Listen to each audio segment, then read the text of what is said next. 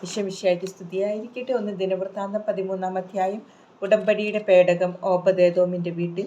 ദാവീദ് എല്ലാ സഹസ്രാധിപന്മാരോടും ശതാധിപന്മാരോടും ആലോചന നടത്തി.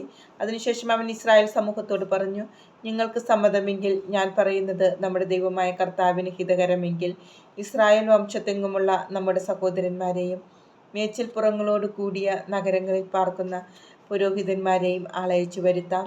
നമ്മുടെ ദൈവത്തിൻ്റെ പേടകം വീണ്ടും നമുക്ക് നമ്മുടെ അടുക്കൽ കൊണ്ടുവരാം.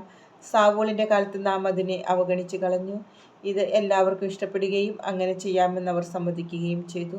ദൈവത്തിൻ്റെ പേടകം കിര്യാത്ത്-യെയാറാമിൽ നിന്ന് കൊണ്ടുവരുന്നതിന് ഈജിപ്തിലെ ഷീഹോർ മുതൽ ഹമാത്തിലേക്കുള്ള വഴിവരെയുള്ള ഇസ്രായേലിനെ ദാവീദ് വിളിച്ചുകൂട്ടി.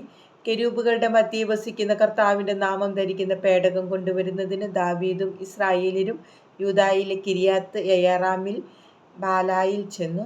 അവർ ദൈവത്തിൻ്റെ പേടകം അബിനാദാബിൻ്റെ വീട്ടിൽ നിന്നെടുത്ത് ഒരു പുതിയ വണ്ടിയിൽ കയറ്റി. ഉസ്സായും അഹിയോവും വണ്ടി തെളിച്ചു. ദാവീദും എല്ലാ ഇസ്രായേലിലും കിന്നരം, വീണ, തപ്പ്, കൈത്താളം, കാഹളം എന്നിവ ഉപയോഗിച്ച് സർവശക്തിയോടും കൂടി ദൈവസന്നിധിയിൽ ആർത്തുപാടി. അവർ കീദോൺ കളത്തിലെത്തിയപ്പോൾ കാളയുടെ കാലിടറി. പേടകം താങ്ങാൻ ഉസ്സ കൈനീട്ടി. കർത്താവിൻ്റെ കോപം അവനെതിരെ ജ്വലിച്ചു. പേടകത്തെ സ്പർശിച്ചതിനാൽ അവിടുന്ന് അവനെ വധിച്ചു. അവിടെ ദൈവത്തിൻ്റെ മുമ്പിൽ അവൻ മരിച്ചു വീണു. ഉസ്സായെ കർത്താവ് ശിക്ഷിച്ചതിനാൽ ദാവീദ് കുപിതനായി. ആ സ്ഥലം പേരസ് ഉസ്സ എന്നറിയപ്പെടുന്നു. അന്ന് ദാവീദിന് ദൈവത്തോട് ഭയം തോന്നി. അവൻ പറഞ്ഞു, ദൈവത്തിൻ്റെ പേടകം എൻ്റെ അടുക്കൽ കൊണ്ടുവരാൻ എനിക്കെങ്ങനെ കഴിയും? അതുകൊണ്ട് പേടകം ദാവീദിൻ്റെ നഗരത്തിലേക്ക് കൊണ്ടുവന്നില്ല. അത് ഹിത്യനായ ഓബദേദോമിൻ്റെ ഭവനത്തിലേക്ക് കൊണ്ടുപോയി.